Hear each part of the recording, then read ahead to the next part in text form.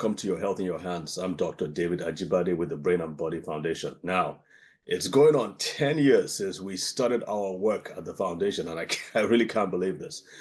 Some of you have been with us right from the very beginning. We started doing the NTA TV show, Your Health in Your Hands. I believe it was 2018. And then it was Mr. Wale Coker, who was the executive director, who took a chance on us and said, well, let's see what you have and how we can and see how the Nigerian population responds to our show. And again, that was so now going on 7 years now. And we thankfully, because of your patronage and your viewership, we continue to grow from strength to strength. So I would say a big thank you. Now, when we first started the foundation, what we first started doing was taking omega-3s to hospitals like National Hospital, and we would take them to the physiotherapy department, as we call it in Nigeria, and we just give them out to parents of children who had brain damage, either from birth asphyxia, birth trauma, jaundice, insulin, bilirubin, toxicity, and so on.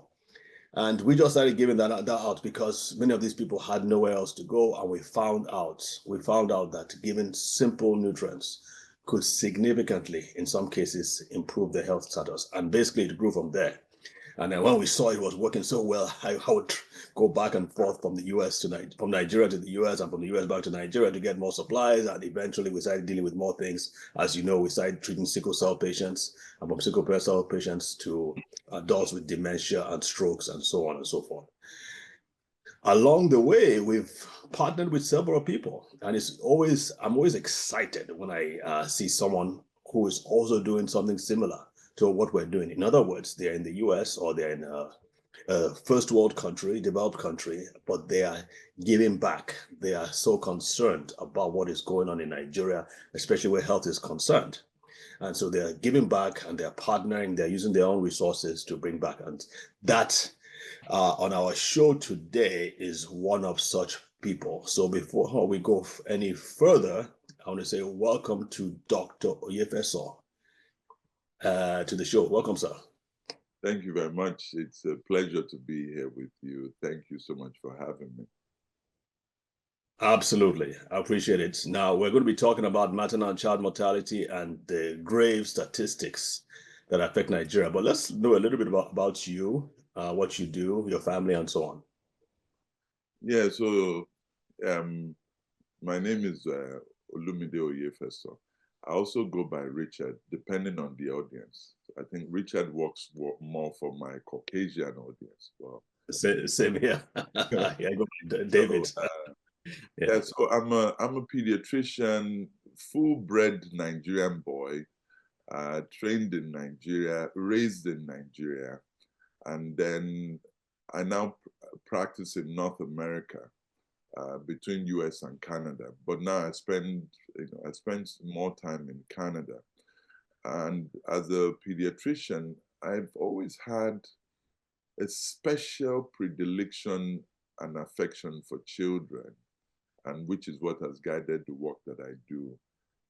Sometimes I really just feel that children are perhaps the best of humanity, their innocence, their vulnerability, their candor. But now I've had the privilege and opportunity to work in Nigeria, to save life in Nigeria, under the auspices of our organization called For Bread for Life. And I think at this point, that is perhaps my greatest relevance, even as a clinical person and ultimately as a human being. We're able to do some good work in Nigeria, and I can talk to you more about it. But that is something that we've been at for the neighborhood of 15 years now, working in Nigeria to save lives, impact communities, work with healthcare providers, and do our own part to give back and also to improve the standard of care in Nigeria. Fantastic, fantastic. And God knows we need all the help we can get in Nigeria So there's a statistic you shared with me. It is very grave. Nigeria is number 2 in the world for worst cases of maternal and child mortality. Who's number 1, by the way? Is that India? Yes, well, it's not. It's actually China. It's actually China. And China. depending on the resource you look at, sometimes maybe it's down to maybe down to number 3. But for infant mortality has been consistent. We're at number 2. And one can say more China because of their population.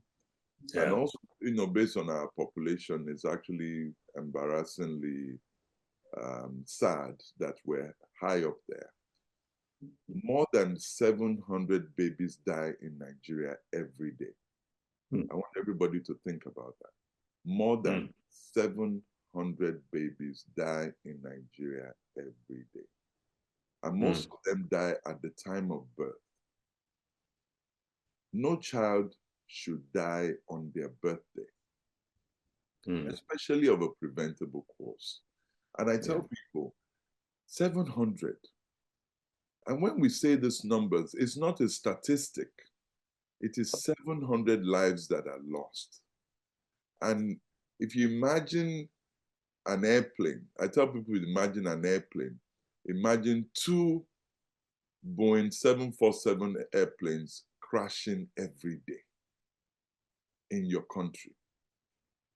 Now, these babies that die quietly, soundlessly, voicelessly. But a 747 crashing twice every day will catch everybody's attention. And the reality is that this is something that can change. This is something that should change. This is something that must change. And there are reasons why this happens. And if you want, we can get into it. But more importantly, it is something that absolutely should not be ignored. Absolutely. Yes, we definitely want us to, I definitely would like us to look in some of the most common preventable conditions. I'm just going to throw this in because a lot of the kids, like I said at the beginning, a lot of the kids we treat at the foundation as a result of these mishaps at birth. I remember one particular case in which the parents did everything right. They went for the antenatal, they took all the medications and the supplements. They were consistent when it came to the time of birth. Unfortunately, the nurse at the general hospital who was supposed to take care of the delivery decided it was time to go for her lunch or her whatever break and left her to herself. And she was stuck, I guess, in some, the baby was stuck in the canal for quite a while and eventually caused brain damage. That happens in some cases, unfortunately. But let's talk about some of the top causes of these preventable injuries. Yeah, that is so important. So one of the biggest things is a condition we call birth asphyxia. And to break it down, because we have a diverse audience and we have varying levels of medical knowledge. So asphyxia, that word is the cessation of breathing, an inability to breathe is what asphyxia is. Someone can't breathe. Children don't breathe when they're in the mother. During pregnancy, a child is not breathing. So for people that are listening, you breathe in order to bring oxygen into your system because your body requires oxygen in order to generate a certain kind of energy empowering your system through a complex process of transformation. But breathing is a part of it, and the oxygen goes into your blood, and that is part of what feeds into your cells. When a child is inside the mom, the child does not need to breathe.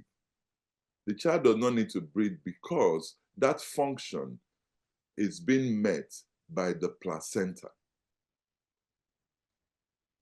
The placenta is the connection between the mother and the baby, and the placenta brings in blood that has oxygen in it, which we call oxygenated blood. It brings that into the baby's system. So throughout the period of pregnancy, the baby does not need to breathe. But now, when the baby is born, as soon as the baby is born, we cut the cord, then the baby is supposed to initiate breathing on its own. Unfortunately, for some reasons, some babies are unable to do that on their own. And that is where the trouble starts. A baby that is unable to breathe on its own has to be quickly identified by the healthcare provider. And there are steps the healthcare provider can take. Sometimes it's as simple as the fact that there's liquid in the baby's airway, in the baby's mouth, in the baby's nose. So a provider can suction and remove the liquid from the airway. If that is done, also the baby can be stimulated. Of course, a baby is born, the baby is wet. Just by wiping the baby with a clean cloth properly, the baby can be stimulated and also the baby can start breathing. Sometimes those two steps I described are inadequate and the baby is still not breathing. If that baby is not breathing, then somebody needs to use a bag and a mask. I wish I had one with me here to just quickly show, but the provider now has to use a bag mask device. The mask is put on the baby's face, there's an inflatable bag, and we squeeze the bag to push air into the baby's lungs. So a bag mask device will be used to now push air into the baby's lungs, and the baby will be fine. Now, there is a phenomenon, what we describe as the golden minute. And the premise is that within 1 minute of life, within 60 seconds after a baby is born, the baby should be breathing. If the baby is not breathing on their own, someone should assist the baby to breathe. All of these things I've described, the healthcare provider who is in charge of the care of this baby has to be aware, has to be equipped, has to be informed, has to be skilled, has to be supported in order for that to happen. Unfortunately, in many parts of Nigeria, we have providers, often through no fault of their own, who are inadequately trained, inadequately equipped, and inadequately supported. In addition, more than 60% of our mothers do not even deliver in orthodox healthcare settings. So there are several layers to it. Yeah. The story you mentioned earlier about a nurse who was absent at the time the lady was going to deliver, it's a sad one, an avoidable one. What is more sad is that based on this incident, there should have been an analysis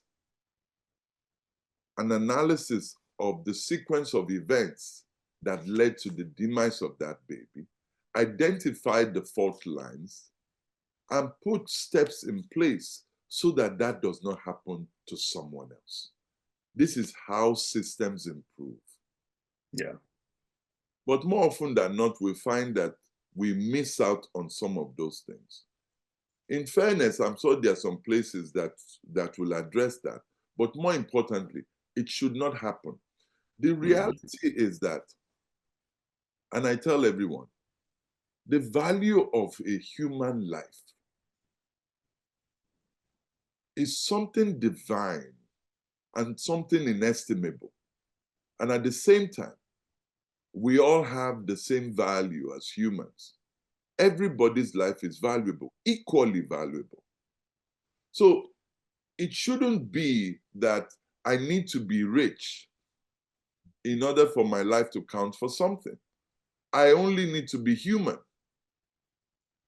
And what is sad also sometimes is that sometimes if something like that happens to someone important, that who we consider important, then you're going to find a different reaction. But ultimately, every life, everywhere that a child is being delivered, the standard of care must be that a skilled provider, is present at the birth of every baby, every woman, everywhere. That has to be the standard of care. That is ideal for sure. Unfortunately, we are so far away from the ideal. One of the things that I was, and that is, and it's tragic, really. And you're absolutely right. I mean, in other situations, and I'm pretty sure there was no inquiry that was made into what happened in this case. The child survived, but she had severe brain damage. We were able to help her to some degree, but of course, for most of such children, they will never really regain full function or full potential. But to some degree, they can. Would you suggest, for instance, that if someone is about to have a child in a hospital or even at home, that mothers to be should purchase or should avail themselves of this equipment they're talking about? Is it something cheap? Is it something that is acquirable by the average person, or are these expensive things? So it's it's a good thought. Now, before I address it, the first thing I would say, as you were speaking earlier, you mentioned about this child that has experienced birth trauma. And as you were speaking, a thought came to mind. So many organizations work in silos. And I smile at that sometimes. Also, sometimes I feel it's sad in the sense that the problems are gargantuan in nature. The problems are huge. That for you to make a significant impact, we have to break down the silos and for organizations to work together and find areas of synergy for much needed collaboration, because no one can do it alone. And Organization for Bread for Life, that is what we push for. Not only do we do our own programs, we're very intentional to look out for allied organizations that we're able to work with and support. And I'll talk to that later, because it is essential. It is absolutely essential for people to work together. The days of one-man show are gone. We have to wake up. Any entity, any organization that is not sensitive to collaboration and synergy is unimpressive to us because of the nature of the problem. Because you have to decide, are you seeking glory or are you seeking impact? Someone said that we can achieve so much if we don't care who gets the credit. Now, this girl or this child that suffered this trauma, one of the things that came to mind is that it will be important to tell the story. What is the story? We need to let our people know what the consequences of certain actions can be. While respecting people's privacy, for example, imagine a scenario that we told a story about a child who experienced birth asphyxia and the consequences that have followed, how it has affected her life. And at the same time, we now highlight what could have been done to prevent that travesty, because it is permanent brain damage. Yeah. So we need to educate the populace regarding this reality, that this is potentially what can happen. So people start to think. One of the things that is important to me, there was a time I wish I had a magic wand and I could just come, be your town crier, come on radio, come on TV, wherever. And Mama Dorcas, how you doing now? Now, wow, you don't get belly again. Congratulations. So, we thank God, though. Hey, Mama Dorcas, when you go born your baby, so, now for July, we thank God. Everything go well. Mama Dorcas, who be your doctor? Who be your nurse? Mama Dorcas, where you go born this pikin so? I want born her for so place. Okay, that one good now. Mama Dorcas, for that place, una go look the place where. Then get person wey go fit help you if a problem dey when dem born the pikin. Because Mama Dorcas, sometimes they say this pikin them, when they born them, they know they feel breathe when they born. No.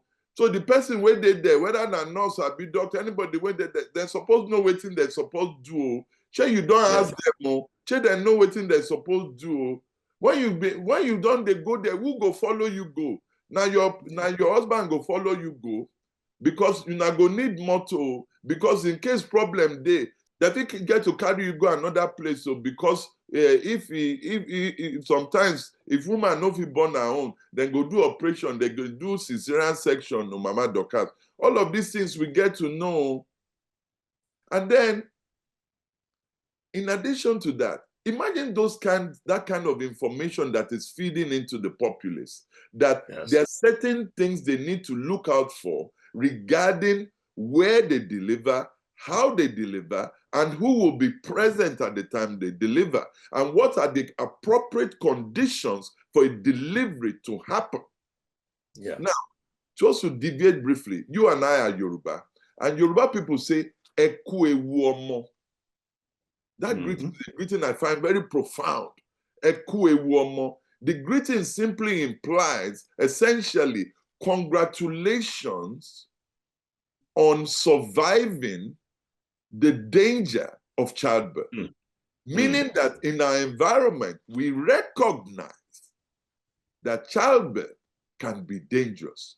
Because we're well aware of that, then it behooves us to put systems in place in order to avert the possibility of danger. Most deliveries can happen naturally without any intervention. But when things change, 2 lives are in danger. How can we sit back comfortably when our country is one of the most dangerous places in the world for the life of a mother and her baby? Well said, Doc. Well said. That's very well said. And first of all, I have to commend you on your firm grasp of your broken English. I see you have not lost it at all. That's very, very impressive. But number 2, I mean, you are. I am totally in sync, and that's what kept on coming into me when I was thinking about, when I was dealing with all these parents, mothers, and their children going through these problems. And it's like, there is no amount of money that can compare if you had plans, like what you're saying, knowing exactly where you're going to deliver, maybe having someone, even a nurse or a medical professional, pay to have them come with you and to be on standby in case anything goes wrong, or to even work with the doctors and nurses just in case. I know in some cases that they will not allow that, but just having someone on standby, because there is, whatever you're going to spend to make that happen is infinitely smaller than what many of these parents have to spend just to take care of a child who has been affected by birth asphyxia, birth trauma, and the others. So that, I'm totally in sync with you on that. People, I mean, the best is for the government and private hospitals to do the right thing and have really good practices and make themselves accessible. Because that's part of what we've been able to prove over the years, that we can train people. We can train people, you can give them an ambu bag to use. You can connect them with folks in a tertiary hospital or higher center. All of these things can be done. I must speak about jaundice as well, really quickly, because when you spoke about that, that's another thing that affects our people. Every child, within 48 hours of life, we should know the risk level for jaundice. It's not going to be a naked eye assessment. There are simple ways to check for jaundice. You can you can do a blood test. You can even use devices that just test jaundice just based on the child's skin, and they can assess the risk. Once the risk is assessed, it needs to be monitored. If the level is high enough, the child needs effective phototherapy.